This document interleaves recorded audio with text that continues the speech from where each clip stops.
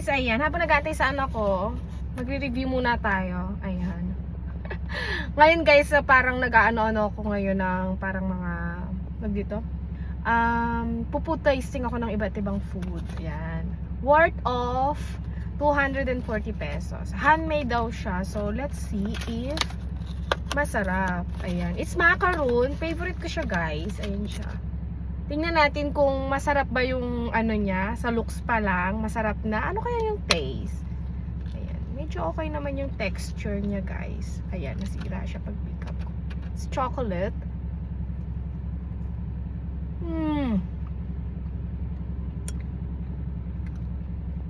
It's yummy. But too sweet. Too much sugar and chocolate.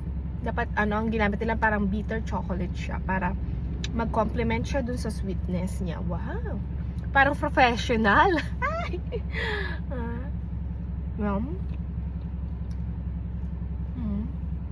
Sa mga mahihilig sa mga chocolate, the best to. Mahilig sa sweet. Parang for me, gusto ko yung medyo naano siya, naka-cut down yung ano niya, sweetness. It's gooey inside, but it's too sweet. Magkakaroon tayo ng sore throat nito. Good siya after nyo kumain ng mga salty, whatever, para makat lang sa tang nyo. Pero sobrang tamis niya. Yeah. Pero masarap na, ma'am.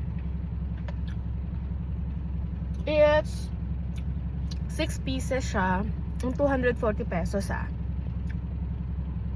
Kasi pagka nagpa-plan ka mag-open ng business ganyan, parang gusto kong mag-food tasting sa iba't ibang mga shop, you know, that kung magkano yung cost nila, then kung worth it ba yung pricing nila sa product, na masarap ba siya or what. It's okay na mahal kung super sarap na talagang babalik-balikan mo at marirecommend mo rin sa iba. Kaya lang sa akin, in my opinion, may opinion ako. In my opinion, mas gusto ko yung affordable na masarap, kahit na alam mo na yun, pero babalik-balikan ka ng customer at i-recommend ka niya sa iba. Ayan, ako, meron akong stress eating ngayon. So, kung ano na kinikrave ko, hindi nawawala sa brain ko hanggang hindi ko siya nakakain. Kahit tikim lang, okay na. Ngayon talaga guys, ito, nag-aantay ako sa anak ko. Medyo, alam mo na, walang magawa sa buhay. Maaga ako napaalis sa bahay kasi bibili sa ng barbecue para pag uwi namin may luto na. Kasi meron pa kaming tutoring, maraming academic yung anak ko. So, fail, wala silang barbecue. Usually, sometimes meron sila dyang usually, and sometimes, charot, may mga barbecue sila. Ngayon wala.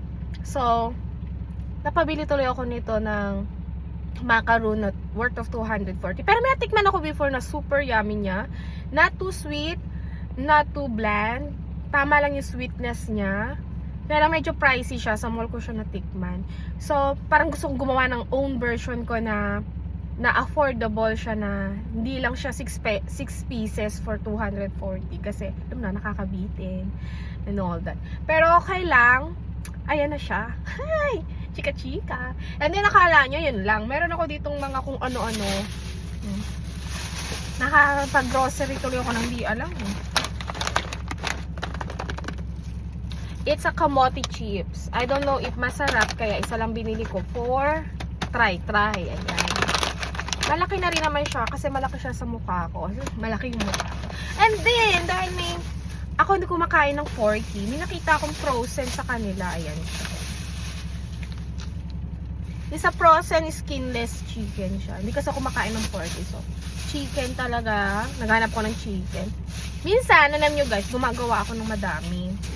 Sa bahay, nagpo-frozen ako ng mga, nagpiprease ako ng mga, mga food Ngayon naman, walang time. Pero by next week, siguro may mga time na ako. Marami na ako ma-share sa inyo na recipe. Pero ngayon, yung mga recipe na na-share ko is patikim ko pa lang sa inyo, parang picture lang muna, ganyan muna, kung magki-click o whatever. Kaya yun lang naman guys ang aking parang professional chef lang, pero home nanay lang talaga ako, sa loob lang ako ng bahay, cook lang, kain, kain. Kung anong masarap sa akin, masarap sa asawa ko, sa anak ko, yummy. Kaya naman guys, ayan. Thank you for watching. See you on my next video. Bye!